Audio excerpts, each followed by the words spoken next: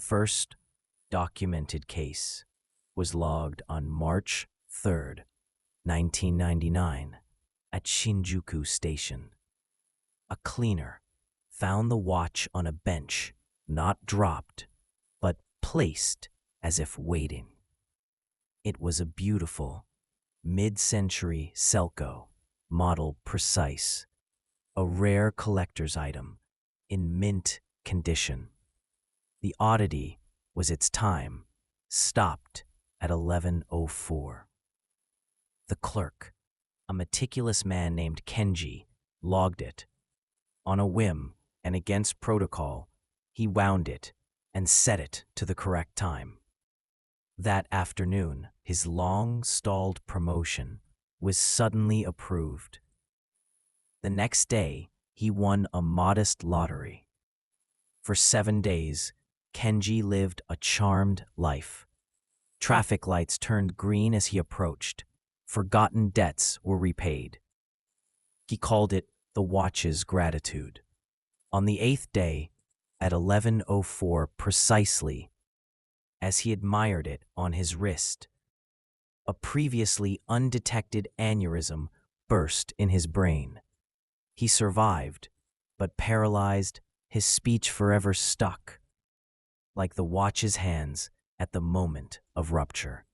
The watch was found beside him, once again reading 11:04. The cycle had completed. The gift had been recalled with devastating interest. Kenji's tragedy was not unique. Over the next year, Metro Police linked 7 similar incidents. The pattern was unnervingly consistent. A lost Seiko Precise at 11:04. A week of preternatural luck for the finder, followed by a severe, often bizarrely precise accident at 11:04, exactly 1 week after acquisition. The luck wasn't random, it was tailored. The struggling artist found the watch and immediately sold a painting for a fortune, only to have the gallery burned down a week later, destroying all her work. A salaryman avoided a deadly subway crash by seconds, only to be hit by a rare, out-of-control construction crane exactly 7 days later. The accidents weren't just misfortune. They were mathematical corrections, a rebalancing of probability. The watches weren't bringing luck. They were offering a loan, a high-yield advance on fortune from one's own future, with the payment due date etched on the face. The interest rate was catastrophic. The investigation led to a shuttered watchmakers district. In a basement sealed since the 1970s, they found the workshop of Hoshi Akira, a legendary, reclusive craftsman known as the Chronomancer. His ledger was not for finances, but for temporal economics. He detailed a philosophy. Time isn't a river, it's a fabric. Luck is a tangible thread within it.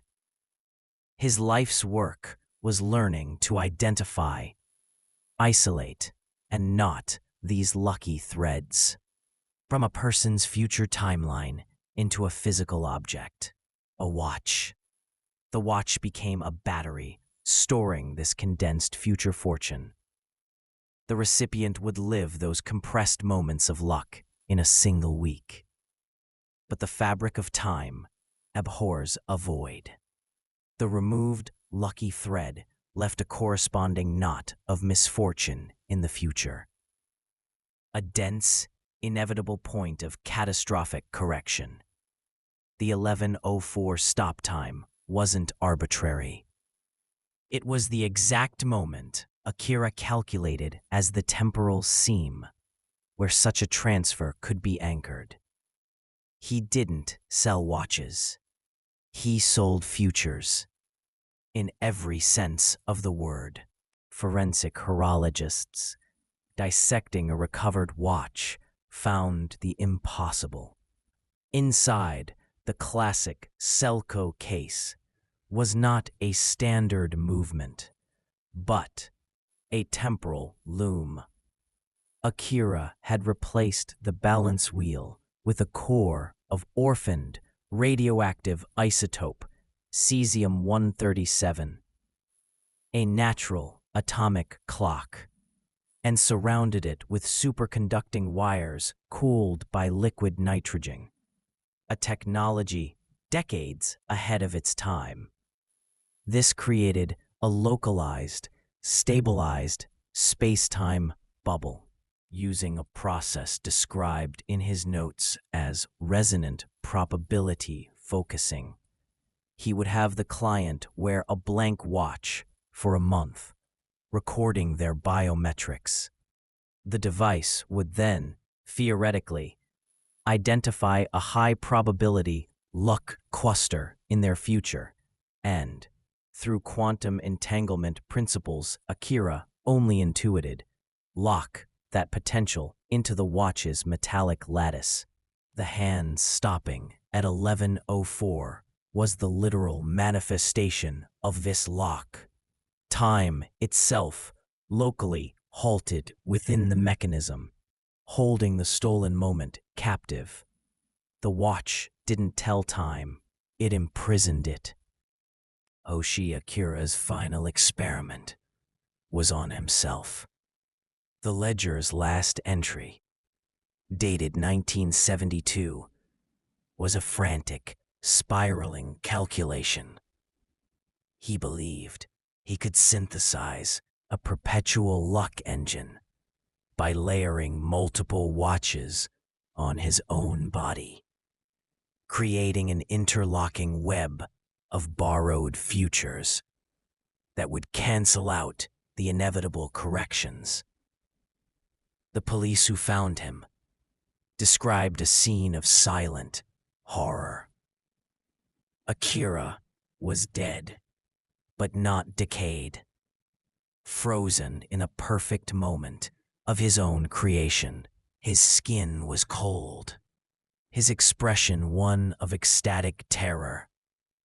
Every watch on his body was stopped at a different time, a symphony of halted moments.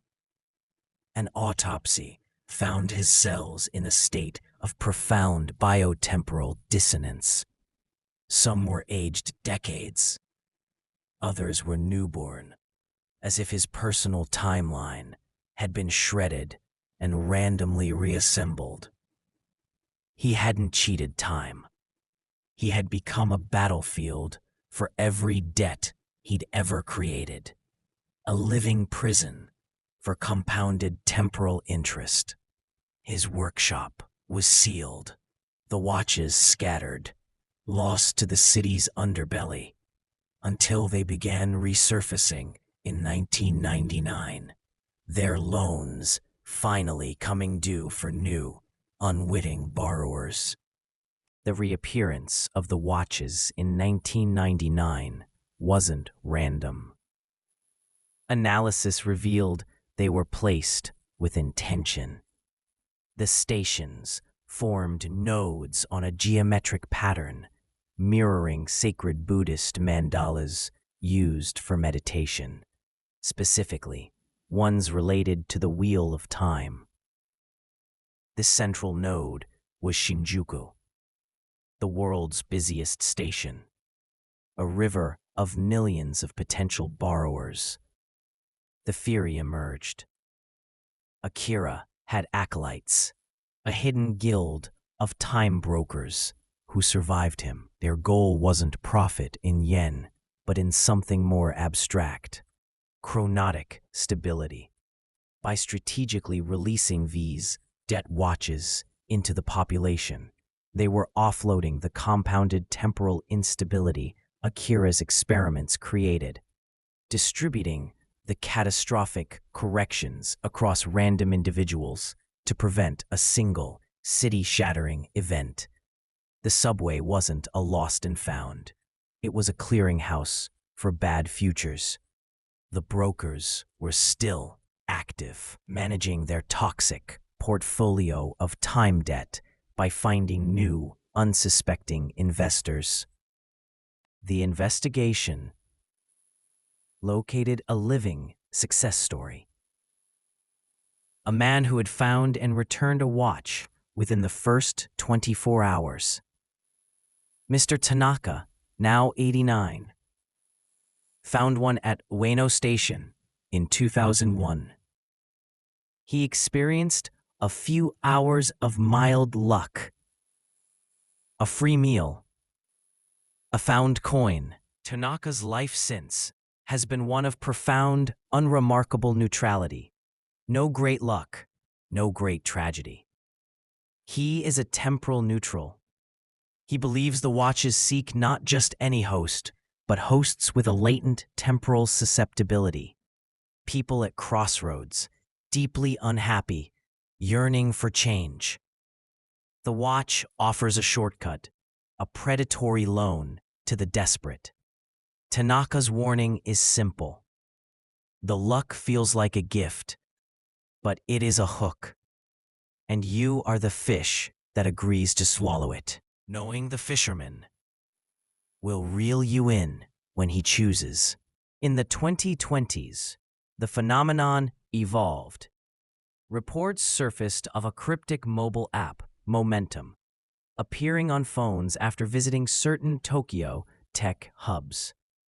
The app offered a 24-hour luck boost, guaranteed perfect timing for meetings, connections, opportunities. Users signed a digital terms of service, thousands of words long, written in obscure legal and mathematical jargon. Those who accepted enjoyed a flawless day.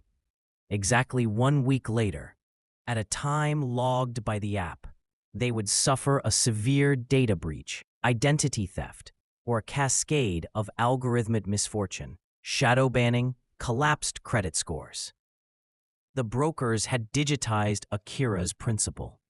Instead of knotting time in a physical lattice, they were using predictive algorithms and vast data pools to identify and isolate a person's digital luck, their potential for online success, and sequester it, leaving a backdoor for a correlated digital disaster. The debt was no longer paid in physical accidents, but in the collapse of one's digital soul. The watchmakers had become coders, and the whole world was now their metro station. A task force of physicists and metaphysicians attempted a rescue. Their plan? Temporal debt forgiveness. If the watch contained a knotted thread of future fortune, perhaps they could carefully unwind it using counter-rotating electromagnetic fields tuned to the watch's unique quantum signature, releasing the pent-up luck back into the owner's timeline gradually, negating the need for a violent correction. The first test on a watch linked to a still-living victim was partially successful. The subject's chronic migraines ceased, and a streak of mild positive events occurred. However, the monitoring equipment recorded something else. A temporal echo. For 47 seconds, everyone in the lab perceived time subjectively slowing, then jumping forward. Security footage showed a ghostly, translucent figure of the victim walking through the lab, a phantom from a potential future that had just been erased. Unknotting the thread didn't delete the debt. It created a paradox ghost, a residual possibility now adrift. The cure might be as dangerous as the disease. The investigation culminated in a quiet meeting with who they believed was the current lead broker, known only as the actuary. She did not deny anything. She framed their work as temporal risk management. Time is not linear. It's a probability cloud, she explained. Tragedies are dense knots of negative probability. My predecessors learned to identify small, positive knots, what you call luck, and extract them. This causes the large negative knot to dissipate into a manageable, distributed correction across many individuals. Think of it as preventative medicine for reality. A few have bad weeks to prevent a city from having a bad century. She claimed the 1999 releases were a necessary pressure valve for a buildup of chronotic instability from Akira's era. When asked about the ethics, her smile faded. You worry about the single fish on the hook. We are keeping the ocean from boiling. You're welcome. Then she looked at her own watch, a modern smartwatch, and the meeting was over. She had another appointment with time itself. The authorities moved in. As the lead detective reached for the actuary's arm, his quartz watch exploded in a shower of crystal. The wall clock spun backwards. Every digital device in the room flickered, showing dates from 1945 to 2047. She did not resist. She simply said, "Check your service records." A frantic call confirmed it. Every officer present had, at some point in their careers, experienced a near miraculous escape. A bullet missing by inches, a car crash survived without a scratch. Moments they'd attributed to luck or skill. You are all beneficiaries, she stated calmly. You signed the contract with your relief, your gratitude. You accepted the principal.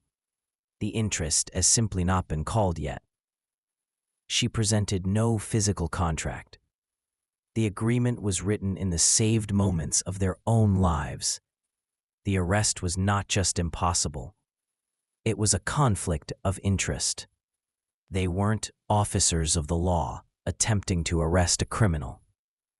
They were debtors trying to arrest their own banker. Following the actuary's cryptic clues, investigators located the nerve center, a disguised data center beneath a major Tokyo bank. This was no financial institution. It was the bank of hours. Its servers didn't store money. They mapped and managed chronotic assets. Screens visualized the luck debt of thousands of individuals as fluctuating bonds. The watches were just one interface. The core technology was an AI built on Akira's original analog principles that constantly scanned the city's data stream, news, social media, traffic cameras, to identify and securitize moments of improbable positivity before they happened, issuing them as microloans. The system's ultimate goal, according to its code manifesto, was to prevent a specific catastrophic temporal singularity predicted by Akira to occur in Tokyo in the 2040s.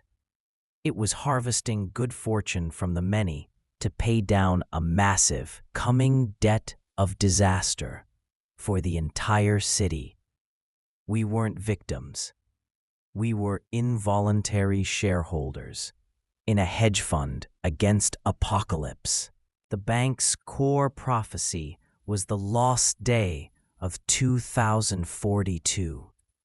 Akira's calculations suggested that due to a unique convergence of quantum, gravitational, and human psychological factors, a 23-hour period would occur where causality would locally break down.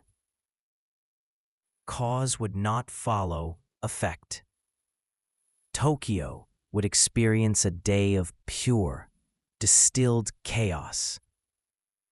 a storm of random, simultaneous tragedies and miracles with no link. The bank's entire operation was a decades-long calculus to smooth out the probability curve of that day, borrowing luck from now to fill the catastrophic deficit of then.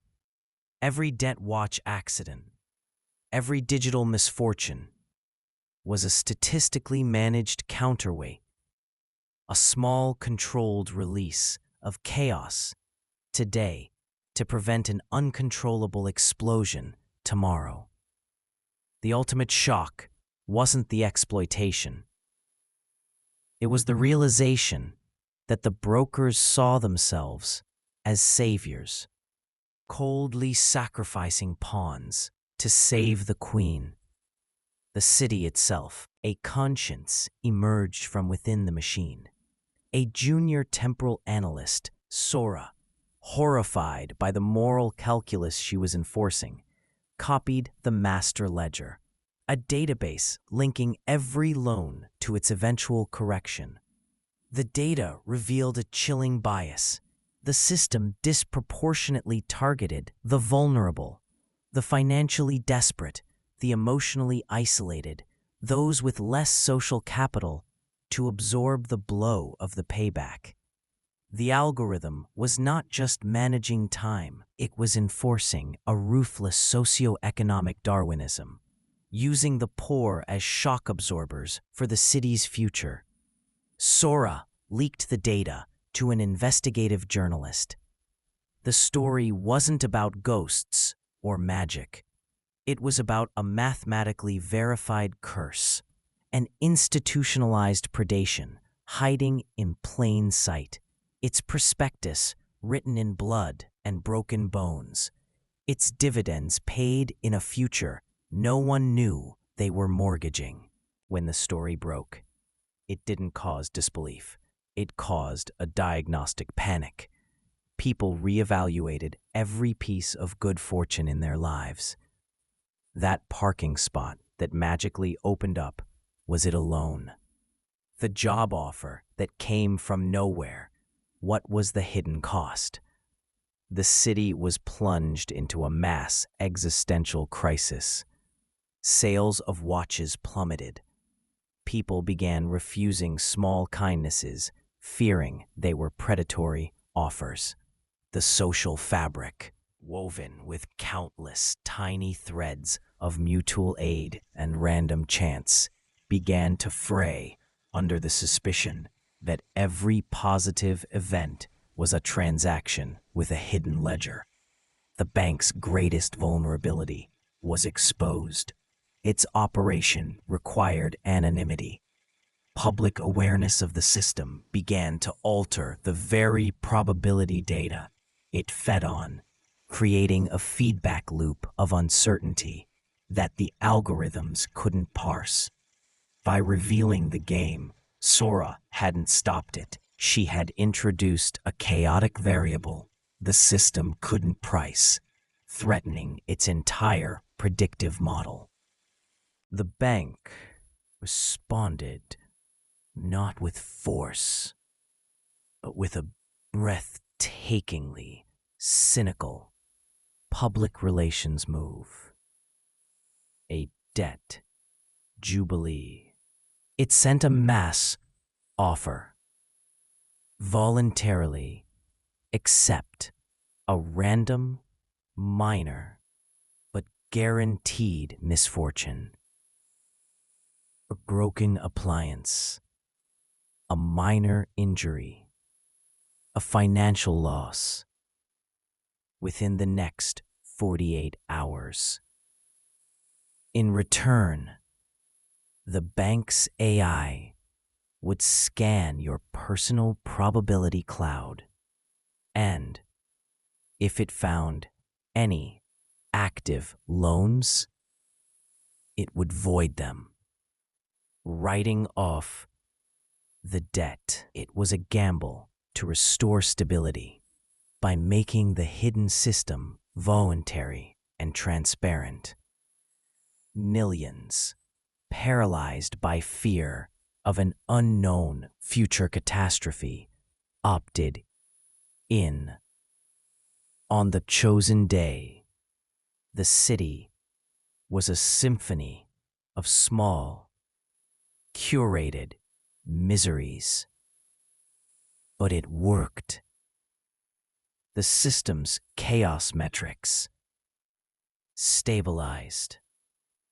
The bank had turned existential dread into a manageable subscription service.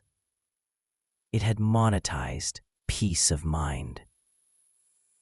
The public, by accepting a small, known pain, believed they had bought freedom from a larger, unknown one. They hadn't beaten the system. They had become its willing, paying customers. In the aftermath, the actuary presented the final data to a silenced oversight committee. The Jubilee had worked, partially. The massive, singular chaos spike of 2042 was reduced by an estimated 40%. But the cost was now visible on the graph. Instead of one tall, deadly mountain of disaster, the timeline showed a jagged range of smaller, sharper peaks scattered through the decades leading up to it. The system had successfully distributed the city's catastrophic debt, not erased it. It had traded a potential apocalypse for a guaranteed, perpetual epidemic of personalized tragedies. "You wanted to save the city," she said. "The city, as an entity, is safer. Its infrastructure will likely survive. But its people, their lives will now contain more calibrated suffering. We did not prevent pain. We optimized its distribution. This is what salvation looks like in the ledger. The total sum of suffering remains constant. We have only refinanced the terms." Today, Tokyo is a city living in the long shadow of a known interest rate. The bank operates openly under a new name, the Temporal Risk Mitigation Bureau, a quasi-governmental agency. People receive probability statements with their taxes. The concept of free luck is dead. Every unexpected gain is scrutinized. A culture of profound, subtle conservatism has taken root. Why take a risk when the potential upside might be a loan and the downside your own? Creativity and spontaneity, the engines of human fortune, have dampened. The city is safer, cleaner, and more predictable. It is also more anxious, less joyful, and haunted by the knowledge that the universe might not be indifferent, but actuarial. The ultimate discovery was not about time, but about price. We learned that every moment of grace might have a comma invoice attached, and that the true cost of knowing the future is living in perpetual debt to it. The watchmakers didn't just steal time. They sold us the terrifying concept of a universe that balances its books with our lives as the currency. A counter-movement has emerged. The chronotic activists, or free moment collective. They fight the bank's calculus with weaponized randomness. Their philosophy: if the system harvests predictable positive probability, they will flood the city with unpredictable, illogical, non-transactional joy. They pay for strangers' coffee in chaotic patterns, organize flash mobs of gift-giving, create beautiful street art that appears and vanishes overnight, acts with no discernible cause or recipient, designed to break predictive models. They wear deliberately broken watches. Their goal is not to crash the system, but to inject enough noise into the chronotic ledger that the bank's predictions become fuzzy, forcing it to write off more debt as uncollectible. They believe that by resurrecting the concept of the true gift, the act with no hidden ledger, they can reintroduce a form of free will into a universe that has been turned into a spreadsheet. For them, every surprise smile they generate is a bullet fired at the tyranny of temporal accounting. The long-term biological effects are now being studied. Children conceived or born during periods of high jubilee activity or intense bank operations show subtle anomalies.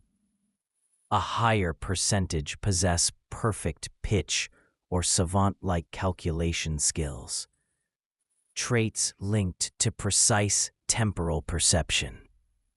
Conversely, there's a rise in conditions like temporal dissonance syndrome, where individuals feel physically out of sync with the world's rhythm.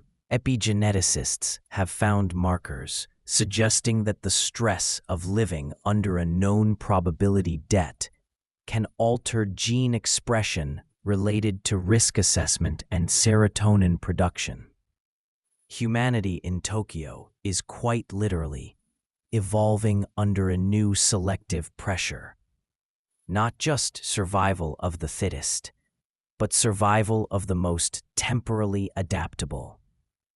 We are breeding a generation whose innate understanding of cause and effect is fundamentally different, who may see life not as a narrative, but as a series of debits and credits written on their very cells. Tokyo's solution has become the world's blueprint. Once the mathematical models were published, leaked, or sold, other global financial hubs realized they could apply the same principles, not to prevent mystical singularities, but to smooth market volatility, ensure political stability, or boost national GDP. Probability hedging became the ultimate financial instrument. The watches were replaced by sophisticated algo trading programs that make micro-bets on unlikely positive events, leveraging the resulting managed misfortune elsewhere. A boom in a tech sector here is balanced by a manufactured supply chain disruption there. The global economy is now, unknowingly to most, a vast, interlocking, chronotic derivative market. Tokyo was not a unique case. It was a pilot program. We discovered that our entire civilization was already running on borrowed time. The Bank of Hours merely gave it a name and a terrifyingly efficient management system. The mystery is no longer local. It's the hidden operating system of the modern world. In her final interview before disappearing, the actuary offered a personal confession. "We were wrong about the fundamental axiom," she said. "We believed time was a closed system, a fixed pie. Take a slice of luck from here, pay with a slice of tragedy there. But consciousness might be an exogenous variable, a true act of selfless creation, a moment of pure, uncalculated love or art. Doesn't just move time's pieces around. It expands the pie. It adds new sand to the hourglass. Our entire system was built on scarcity, on a zero-sum universe. But the activists, the children with new rhythms, the random acts of kindness, They are hints of a different physics. We weren't bankers. We were misers hoarding coins in a dark room, terrified of spending, while outside, the sun could have been minting infinite new currency. My life's work might have been a monument to a profound lack of imagination. With that, she inverted the hourglass, a simple analog infinite loop. Then she left. The ultimate banker had quit, having lost faith in the very concept of debt. Today, this ambiguity itself is the new social contract, or merely characters in a story whose plot has been actuarially reviewed for acceptable risk. And this is where the story hooks into you. Think back, that time you missed a flight that later crashed. That job offer that came from nowhere. That stranger who helped you at the perfect moment. Coincidence? Fortune? Or was it a transaction? The terrifying, liberating truth of the Tokyo Watchmakers is that it provides a framework for every unexplained turn in your own life. You now hold a lens, a paranoid, perhaps tragically beautiful lens through which to view your own past. This documentary has not just presented a case, it has handed you a tool of doubt, or a tool of pattern recognition. You can dismiss it as a wild story, or you can look at the watch on your wrist, the phone in your hand, the timeline of your life, and wonder, am I living on borrowed time? The answer doesn't matter. The power lies in the asking. Because once you ask, you are no longer a passive resident of time. You are, in some small way, its auditor. Centuries hence, Tokyo, or what grew from it, has transcended. The bank evolved into something else. The Institute of Potential. Having mastered the mapping of probability, it abandoned control.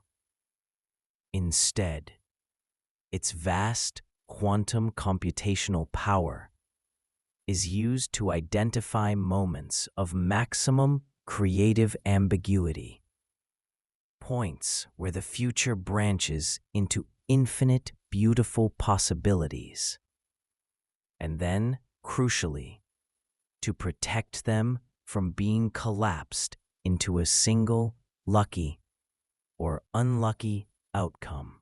Society no longer harvests fortune. It cultivates potential. Personal time is not a ledger, but a garden of might-bees. The trauma of the debt era is a foundational myth, a warning against the impoverishment of certainty. Humans, freed from the tyranny of transactional cause and effect, create art that is process-based, relationships that are non-possessive, and technologies that explore, rather than exploit, the texture of time. The curse became a crucible, forging a philosophy where the greatest value lies not in what happens, but in the infinite wonder of what could. History's judgment on the watchmakers and their bank is split, and likely forever will be. One school views them as ultimate monsters, the architects of a sanctioned mathematical evil that rationalized human suffering as interest. They see the actuary as a moral coward who hid behind spreadsheets.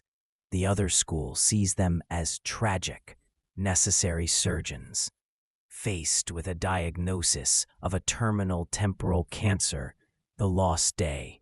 They performed a brutal, unethical, but life-saving operation on the body of the city. They sacrificed limbs, individual lives, to save the patient, civilization. Both views are correct. This is the core horror and fascination of the case. It exists in the murky space where utilitarianism on a cosmic scale grinds against the sanctity of a single, unbartered human experience.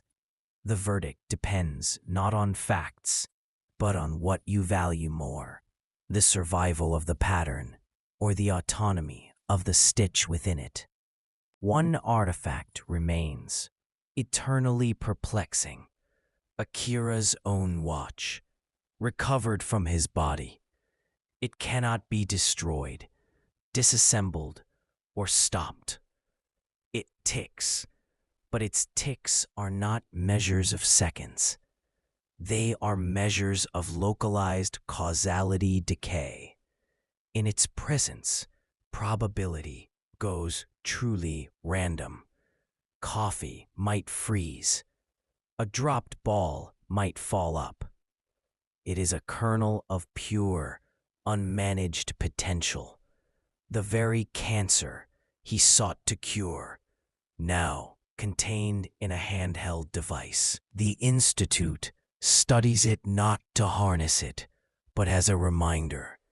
It is the physical proof that the universe, at its heart, contains a chemical element of fundamental, beautiful uncertainty that no ledger can ever balance. The watch is no longer a tool of debt. It has become a sacred relic, a monument to the one thing the watchmakers could never finally conquer: the immutable, chaotic, and generative mystery at the core of existence. It ticks, and in its erratic beat, we hear the universe refusing to be fully calculated. This documentary is now over, but your role is just beginning, feeling the invisible ledger beneath your feet. This is not a curse, it is an awakening. You have been promoted from a passive consumer of time to an active, questioning participant. You may choose to live in cheerful ignorance, to embrace the ambiguity, or to rebel with acts of pure, uncalculated kindness. But you can no longer claim you didn't know the question. The watchmaker's true legacy is not in Tokyo. It's in you. The audit of your own luck starts now. As the credits roll, consider this not as an end, but as an opening of files. The names you see are researchers of the real and the imagined, because the line between them is the story's very subject. This narrative is a tapestry woven from threads of real quantum theory, existential philosophy, urban legend, and financial critique. We acknowledge the debt we owe to the countless stories of coincidence that haunt every human life. This production was made possible by a grant from the Foundation for the Study of Uncertainty. No chronotic assets were harmed or leveraged in the making of this film. All moments of inspiration were, to the best of our knowledge, freely given. But we can't be sure, and neither can you. That's the point. And so we leave you with the only artifact that matters: a question. Not on the screen, but in your mind. The watch lies closed. You cannot see the time. Is it stopped at 11:04, ticking towards a debt? Is it broken, freeing you from the cycle? Or is it simply a watch, an object, and all the meaning is a story we told ourselves to make the terrifying randomness of existence feel manageable? The Tokyo Watchmakers gave us a dark, elegant answer. The chronotic activists offered a rebellious one. The future society chose a transcendent one.